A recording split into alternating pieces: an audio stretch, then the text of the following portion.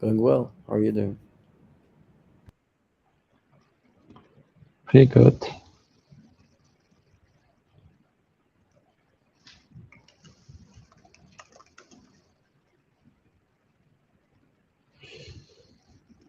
Let's wait 1 more minute for Thomas to join, and we'll be starting. And I also have to share the link in um,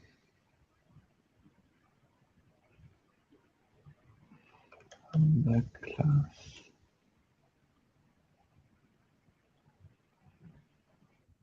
Okay.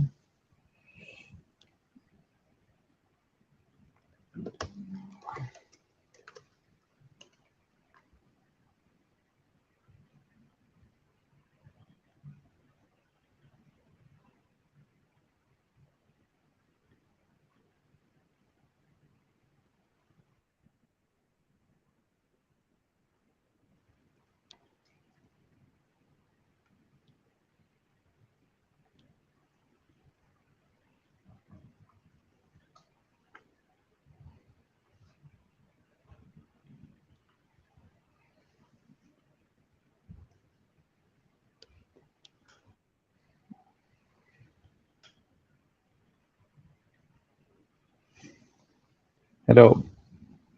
Hello, how's it going? Pretty good.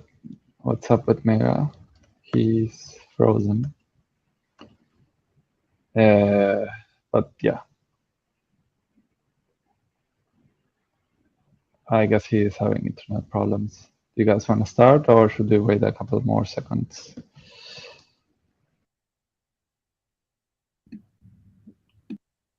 Yeah, let's wait for like a minute maybe and then we can start.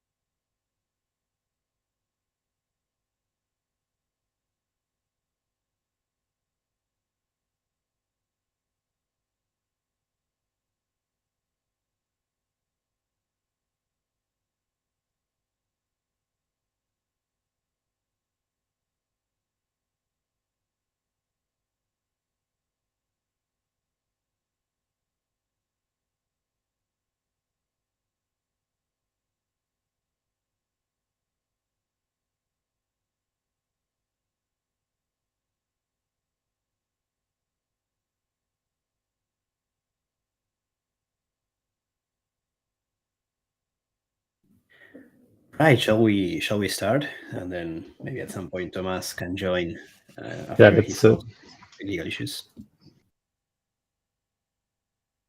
Do you want to start, Martin? Sure. So yesterday I was cleaning up some PRs. I have another PR with some trivial things like file organization and those things to ensure that we have consistency. But I was mostly working on the roadmap to present to the Ethereum Foundation next week. So I was working with you, Thomas, and I think we made good progress. And the idea is to continue with that today.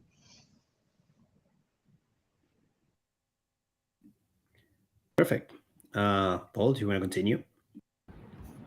Sure. So I've been mostly reading about the engine API and other consensus layer specs yesterday, and I've come in contact with, as I said last time, Michael, which is the engine API creator, and uh, another person on Twitter, which reached out and which was one of the uh, I don't know how to say that, but the leads for the all core devs meetings, and so he has like a lot of insight, and he's really cool. And so he told me that there was a few Elixir projects that were attempted throughout the years, especially about 5 years ago during Ethereum 1. And so he linked me most of the repos that were archived and stuff. So that's really, really cool because there's already implementations of RLP and DevP2P and other block structures and many other things in Elixir.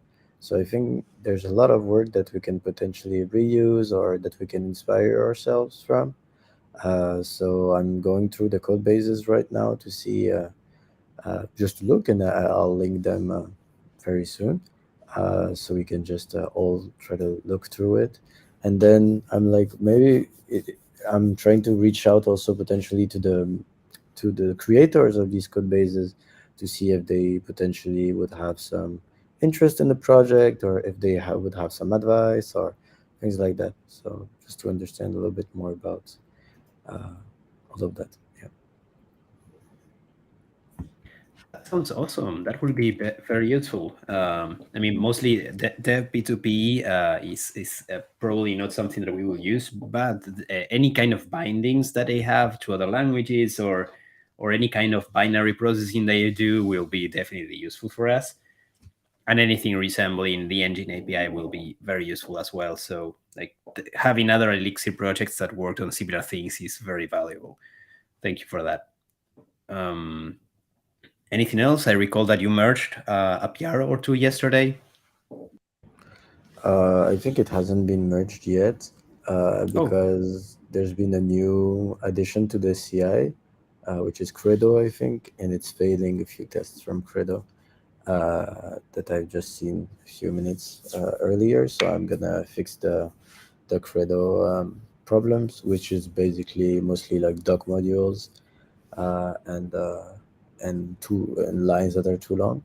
So I'll fix that, and then we'll try to merge it as soon as possible. sounds perfect. Let us know if you need any help with Credo. But seems like you got it. You pretty much got it. All right, Tomas, you want to go next? Sure. I had some problems here with the lights went out for a moment. Okay. Yesterday I worked on trying to reduce the boilerplate in the we had in the SSC NIF by adding some macros. I also tried using them, and they reduce quite a lot of the code needed to implement a new type. After that, I tried to I added a test runner for the SSC tests for the specs for the spec tests, and with that we already have the spec tests running something meaningful in the CI. Uh, then now I'm trying to add more types to the NIF. At least all the all the containers specified in the beacon chain specs. Awesome. Give me 1 second, guys. So I'll be right back. Sure.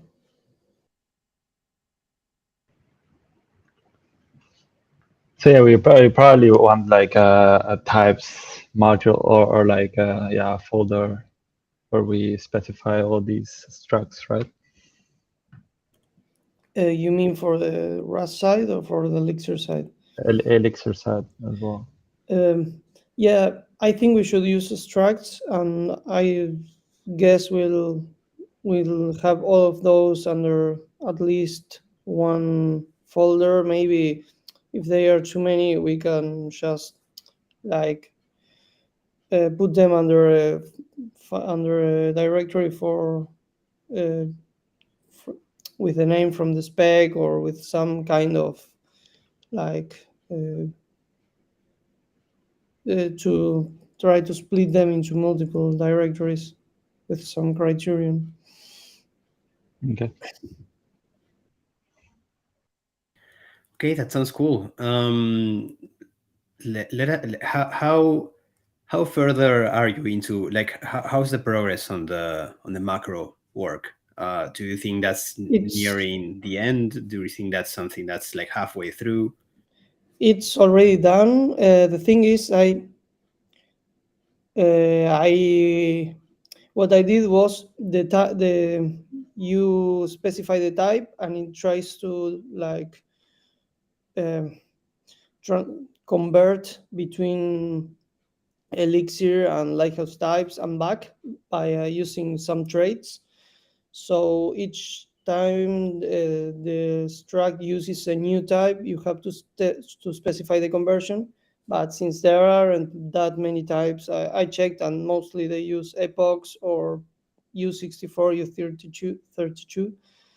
Um, since since it's like that, you have just to convert one or two per struct, and once we start adding more types, then I hope that that count will reduce to zero, and it's just pasting the struct and then adding it to a list we have. Okay, sounds cool. Um, Let us know when a PR is ready for review, or if it's already for review. It's already on review. I think it's the 39. PR number 39, and I think number 40 adds uh, the test runner for the SSIT. Okay, that's Yeah, great. 40. I'm glad we have that already. Uh, that's great progress. Like, one of the biggest blockers for the spec tests is having the beacon state fully represented in SSZ. So once we have that, we'll be able to start running a bunch of tests. Or we might have more blockers, but that's the biggest one. So great to hear that. We'll review that ASAP. Yeah, it's already been reviewed by Martin. I'm Actually, getting behind on the news. Okay, that's perfect. Yeah. Awesome. Awesome work, by the way. thanks. Yeah. Let me know. So, do you have anything to do next after that? Are you on top of something? Adding types mostly. Perfect. I think Yeah, I already added three. There's like 17 left or something like that for the beacon chain. There are many more. That's why the preliminary work on macros. But yeah, that's awesome, man. Okay, thank you for that. If there's not anything else, I'll go next. Um, I don't have many news. I've mostly been working with Martin on the roadmap. We've been like digging through the specs. So most of yesterday was just heavily reading both the specs and the Van Edgington's annotated specs. We were mostly focusing on the beacon state and also on the store, which is the one that has the attestations and slashings and stuff that has not already been represented in beacon states. And we got to a very good grasp on what we need to implement and the dependencies between them. The only thing that's missing, which we will be focusing today on, will be building the timeline after already having the dependencies. So yeah, we'll continue with that, and hopefully we have something today at some point. And that's all for me. Does anyone have any questions, be it here in the call or in the chat? Just one comment that we had our first external contribution. The PR was merged, which is amazing, and it's also a good reminder that I think one of our priorities should be to create issues that encourage people to start contributing. I think once we have the spec test framework working well and we have all the types, it will be quite easy to start creating some of these issues for people to contribute. Is there a roadmap of what to learn to contribute to and currently do CPU with Rust? Yeah, I mean, for now, I would say learning Elixir, learning the consensus specs. The Ethereum 2 book is really good.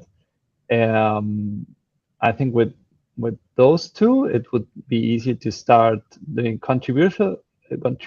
But I think it's also like our job to create good issues that have like a good, like, you need this specific spec test to pass, and having that and having the specs, the Ethereum specs, I think, if we have that, I think it would be a good starting point to start contributing. I don't know if anyone else has other opinions.